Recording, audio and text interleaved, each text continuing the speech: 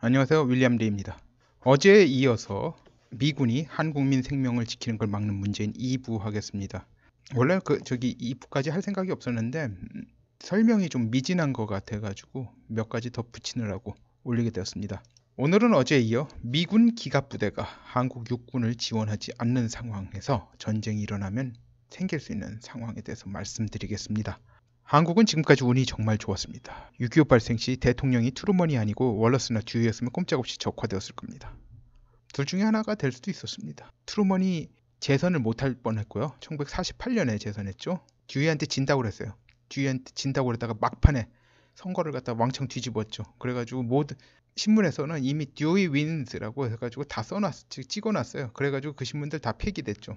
뭐 이번에 뭐 트럼프 당선됐을 때 힐러리 클린턴 마담 프레지던트 해가지고 미리 다 찍어놓은 그 타임지가 폐기된 것 같이 뭐 똑같아요. 월러스는 트루먼이 그 부통령이 되기 전에 FDR 프랭클린 델라노 루즈벨트의 부통령이었습니다. 근데 이제 루즈벨트가 이제 곧 죽을 것 같으니까 그때 당시 이제 부통령을 갖다 월러스로 하면 안 된다라고 민주당 내 이제 그 보수파에서 들고 일어나가지고 월러스는 너무 프로그레시브하다, 리버럴하다 해가지고 월러스가 밀려난 거예요. 그래서 트루먼은 사실 뭐 적극적으로 자기 부통령이 될 생각이 없었는데 쩡쩡하게 밀려가지고 지금 부통령이 된 거예요.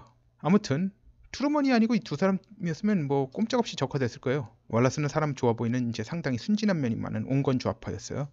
듀이는 이제 공화당 후보로서 이제 원래 이제 뉴욕주 주지사였습니다. 굉장히 인기가 많았어요. 미남에다가 뭐 언변도 좋고 그에 비해서 뭐 트루먼은 사람이 너무 완전 미주리 촌뜨기에다가 뭐 그랬죠. 이제 당시 공화당은 이제 비간섭주의 경향이 강했어요. 그래가지고 외국 전쟁에 웬만하면 끼어들지 말자. 그래서 사실 그 이 두 사람 중에 한 사람이었으면 한국은 꼼짝없이 적화되는 상황이었어요. 자, 이 비간섭주의, 이게 공화당의 이제 비간섭주의가 극대화된 게 닉슨 닥트린이에요. 이제 닉슨은 한국을 중국의 영향권으로 넘길 생각이었죠. 그리고 이 닉슨 닥트린에 의해서 체제 위협에 대한 반응으로 나타난 게 소위 말해서 10월 유신이에요. 혹은 유신 독재라고도 하죠. 이 상황에서 이제 닉슨이 워터게이트 사건으로 2기 임기 도중에 이제 사임하는 바람에 한국으로서는 숨통이 트인 셈이 되었죠. 원래 이제 4년 임기 중에서 이제 2년 채우고 물러났습니다. 만약 이제 또 게다가 문재인이 장성택 처형 이전에 집권했다고 생각해 보십시오. 결과는 지금보다 훨씬 더 처참하고 더 지금 좀 위태로운 상황이었을 거예요. 김정은은 캐릭터가 삼국지 시대, 삼국지연이도 되고 삼국지 그 뭐 정사 삼국지이기도 되고 그때 5의 마지막 황제였던 손호하고 엄청나게 싱크로 됩니다. 진짜 대단히 유사합니다. 이제 김정은이 그런 캐릭터가 아니고 당나라 고종 정도의 이제 무사 안일, 당나라 그 고종 정도는 뭐 이스나 만화 황제였어요. 그 캐릭터였으면 그 역시 한국의 지금 상황은 더 처참하고 위태로워졌을 거예요. 고구려는 이제 중국 사상 가장 위대한 황제 중 하나라는 당태종의 침략은 잘 막아냈는데 정작 그의 무능한 아들 고종시대에 이제 자중질환으로 멸망했죠. 지금 한국 상황과 상당히 유사한 상황이에요, 사실. 당고종은 이제 뭐 아무것도 잘 못하던 이스나 만화 황제였는데 그래가지고 나중에 당고종 다음에 이제 측천무가 그 부인이 중국 역사상 유일한 여자 황제가 됐죠. 손호는 자기 부하들을 마구 죽이는 그런 황제였습니다. 똑같아요, 김정은하고. 부하들 뭐 유능해도 죽이고 무능해도 죽이고 뭐 해도 죽이고 탁탁 다 죽입니다. 자기 편들어도 죽이고 자기 반대들도 죽이고 뭐 그리고 이제 현재 미국 대통령이 트럼프인 것도 나름 호재입니다. 힐러리 클린턴이 미국 대통령이었으면 한국은 꼼짝없이 중국의 식민지로 전락할 수밖에 없었을 겁니다. 그러나 이제 국민들이 어리석음으로 인해서 무관심, 진짜 자기들이 어떻게 될지보다 손흥민이 이적할지 안 할지 그것에 관심이 더 많아요. 자기들은 지금 완전히 뭐 어떻게 될지 모르는 상황인데 진짜 아니 그 생각해보세요. 아니 그 미세먼지를 갖다 눈으로 보고 마시잖아요. 그거 보고도 깨닫는 바가 없어요. 정말 어리석기 짝이 없습니다. 국민들의 어리석음으로 인해서 이 모든 호재들이 무의가 될 위기에 처한 것이 참담할 뿐입니다. 앞으로 무슨 일이 일어난다 단정적으로 말씀드릴 수 없어요. 근데 어제 말씀드린 정보를 바탕으로 그러니까 어제 거를 갖다 보신 분이 봐야지 이해가 돼요. 이거 물론 앞에 그래가지고 이거 2부라고 쓴 거예요. 만약 문재인이 집권한 상황에서 미국이 북한에 대한 군사적 조치를 취하게 되면 한미 양국의 군사적 공조는 사실 힘들 겁니다. 이제 이미 정보 교류도 안 되는 상황이에요. 불통이에요.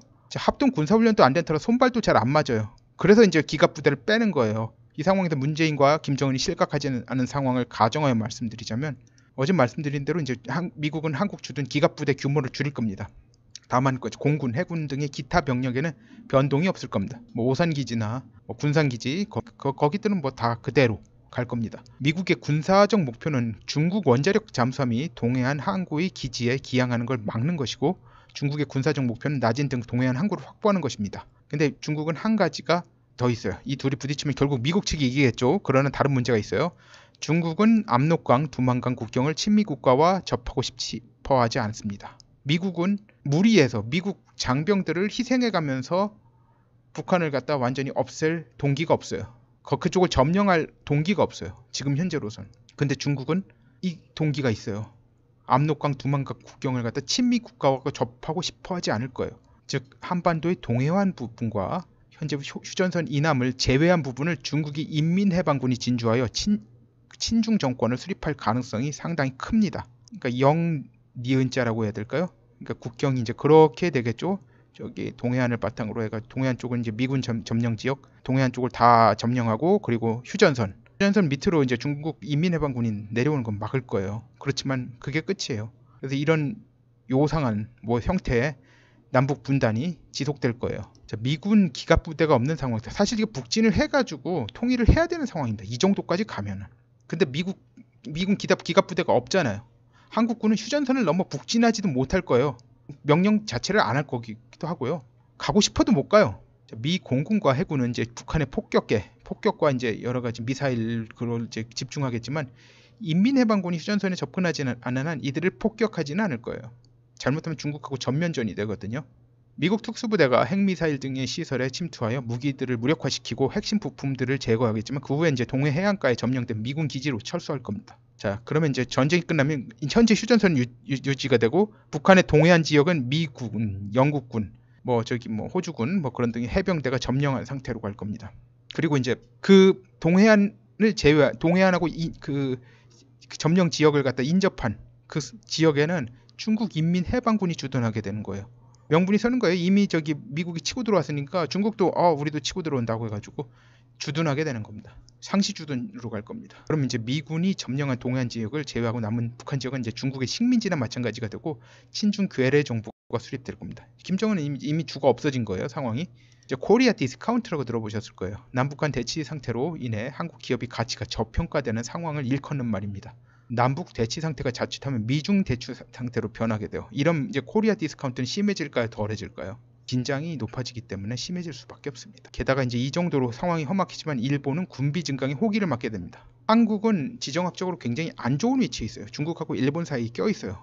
북쪽은 중국 인민해방군이 점령하고, 그리고 일본은 군비를 증강한다. 상당히 안 좋은 상황이에요. 그러면 이제 완전히 고래 싸움에 새우등 되는 거예요. 자동적으로. 최근에 더불어민주당이 평화는 경제입니다라고 하는데, 이런 식의 평화가 오면 경제가 제대로 돌아갈까요? 아니까. 그리고 그걸 알아야 돼요. 평화 거리다가 전쟁을 부른 사례는 세상에 역사에 상당히 많습니다. 왜 그걸 갖다 말을 안 나요? 전쟁을 막기 위해서는 무력이 필요한 겁니다. 평화를 부르짖는다고 해서 평화가 오는 게 아닙니다. 만약 그랬다면 3.1운동 때도 독립운동 만세했을 때 일본인들이 물러갔습니까? 이런 상황이면 중국은 더욱더 한국에 대한 공작을 가열차게 진행할 것이고, 나라는 더욱더 개판이 될 겁니다. 현재 한국에서 자유한국당이고 대한애국당이고 간에 결국은 더불어민주당이 협력하는 상황이에요. 보면 몰라요? 조원진 빠들 보세요. 대한애국당도 저기 더불어민주당이 협력하고 있어요. 자유한국당도 마찬가지예요. 다 한 통속이에요. 저 현재 극에 이른 미세먼지라고도 하는데, 미세먼지 문제에 대해서 자유한국당이고 대한애국당이고 중국에 대해 문제 해결을 촉구하는 논평 하나 안 내고 있습니다. 조원진에게는 아예 안 바라지 않습니다. 그 처지에 있으면 누구들 하겠습니까? 황교안은 황사하고 종씨라고 봐주는 겁니까? 조원진은 그래도 중국한테 뭐라도 잡힌 게 있지. 황교안 당신은 잡힌 것도 하나도 없는데 왜 이래? 는 진짜. 제가 조원진 친중이라 뭐라고 하는데, 지금 상황에서 보면 황교안도 나을 게 하나도 없습니다. 자, 이 상태에서 이런 어정쩡한 분단으로 가게 되면 완전 이제 국가가 회복 불능으로 가는 거예요.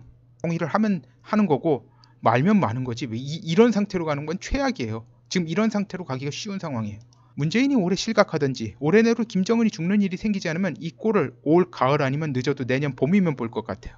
미국이 지금까지 보지 못한 선전전과 압박으로 북한을 조인다는데 효과를 보기를 바랄 뿐입니다. 지금 이런 상황이 월스트 시나리오죠. 반드시 일어날 일도 아닌데 이 말을 하나 하는 생각을 했는데, 하는 게 정직하다는 생각에 말씀드립니다. 진짜. 감사합니다. 구독, 알림 벨, 공유 부탁드립니다.